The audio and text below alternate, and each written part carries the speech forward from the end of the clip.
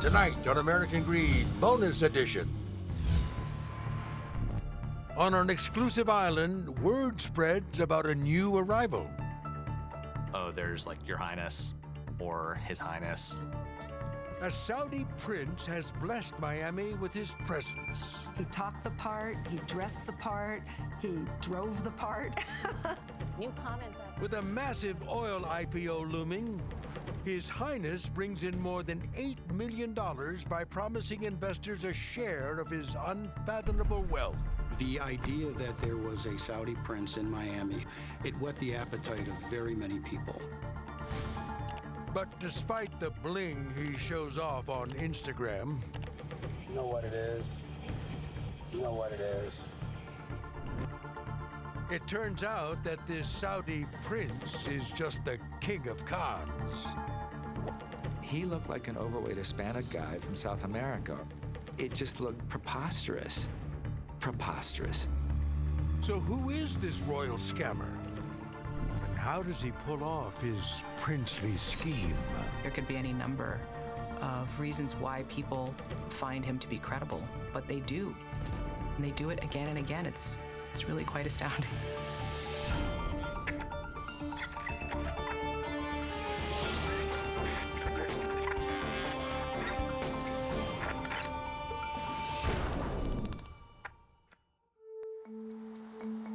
Just off the causeway connecting downtown Miami to Miami Beach, there's a small driveway few have ever seen. Here, cars board a ferry that crosses a narrow channel to an ultra-exclusive enclave called Fisher Island. Forget 90210. Fisher Island has an average salary of $669,000 a year, making 33109 America's richest zip code. You've got Tom Cruise, Oprah Winfrey, you name it, they've got residents there. And you have to take a ferry to get there. And they leave on the half hour or so. There's a sense of exclusivity. In March 2017, a man in his late 40s takes the keys to his new penthouse home on the island. When he does, he signs the papers as Khalid Bin Al-Saud. He shares a last name with members of Saudi Arabia's ruling family. And to those who catch a glimpse, he looks the part. He's got the, Rolexes, he's got the elaborate jewelry, the Cartier bracelets. He had all the high-end luxury vehicles, Bentleys, Ferraris, Rolls Royces.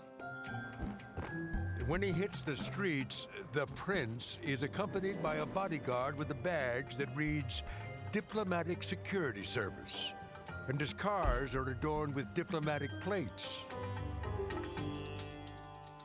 Among those the prince meets in Miami is Hall of Fame sportscaster Leslie Visser. He would dress in the flowing linen, always looked like the latest. He wore the latest Gucci fur slippers, which I had to go home and Google. I mean, I'd never seen anything like that. And of course, he had that ridiculous necklace for Foxy, which was diamond encrusted like, Elizabeth Taylor used to wear. Though Visser has spent her life around the good and the great, the prince impresses her with various stories about his royal upbringing and deep pockets. I remember once my husband Bob asked him which one of the king's wives was his mother, and he said, the good one. And he just didn't doubt him. He talked the part, he dressed the part, he drove the part. So we said, wow, that's really interesting. Soon, Fisher Island's residents are whispering about the enclave's newest arrival. Oh, there's like Your Highness or His Highness. People from Fisher Island didn't know how to respond, and so he'd have one of people in his crew be like, well, you can just bow a little bit, and, he is a prince after all, and people are like, okay, I guess I will do that. The prince isn't just making his presence known to his neighbors. His Instagram is an ostentatious catalog of his royal wealth. You know what it is. We shut the pools down so that a boss can swim in private. Yeah, you know what it is. Presidential suite.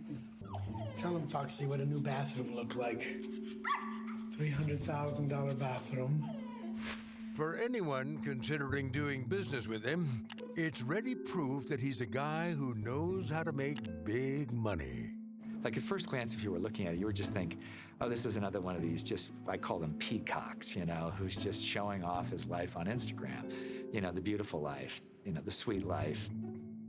But the great thing about the Instagram account is he loves his dog. And he has this dog named Foxy.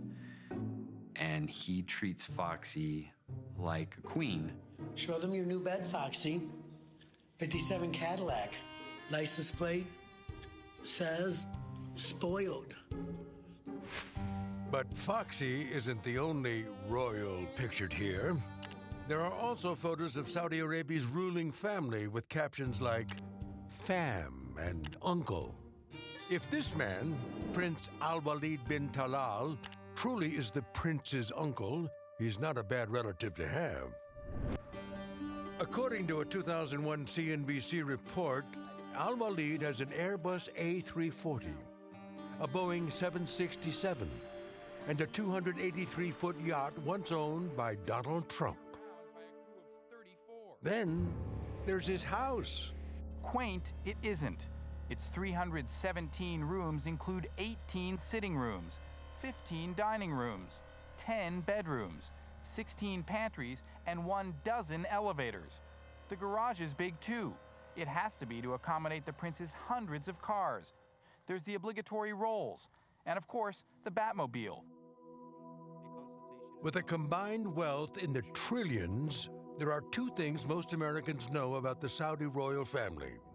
One, they're rich beyond imagination. And two, their money comes from oil. For decades, the kingdom's wealth has been intertwined with the Saudi Arabian Oil Company, or Aramco. We have no official evaluation of what this company's worth because it's privately held, but it's estimated to be in the trillions. We've talked about their IPO. In 2016, word begins to spread that Aramco is going public. Plus, we'll bring you an update on the timing for the world's largest ever IPO, Saudi Aramco, a giant. Today, new comments out this morning from the Saudi Crown Prince. He says the Aramco IPO will still take place next year. And the valuation of the company could top $2 trillion. It was definitely all over the news, and people were trying to get in on the preferred stock. People were trying to angle to get as much stock as they could. Following the announcement, the new arrival on Fisher Island begins offering investors a way to share in the wealth. He's claiming that he owns a percentage of Saudi Aramco, and he tells people, I'm going to sell you a percentage of my ownership in Saudi Aramco, and then when it goes public, you're going to make 5 times the amount of your money. With such a potential upside, there are plenty of people willing to hear out Miami's Saudi prince. There's no shortage of U.S., British, foreign investors and business folks that want to do business with the royal family. Who doesn't want to at least hear what a person has to say that has all these things at their disposal and is selling a good deal to me. Whether it's on the hot streets of Miami or somewhere else altogether, it's hard to forget a first encounter with the man who calls himself Prince Khalid Bin Al-Saud. I met him when I was sitting in a bar there in Eaton Rapids. Eaton Rapids is a very small town, and it's real country. Here he walks in wearing a very long white fur coat, and he has a haircut that's kind of like a bowl over his head, and he's got a lot of bling on, and he's got long acrylic nails, and he's quite flamboyant, and everybody in that place just stopped and looked like, oh my God, what do we have here?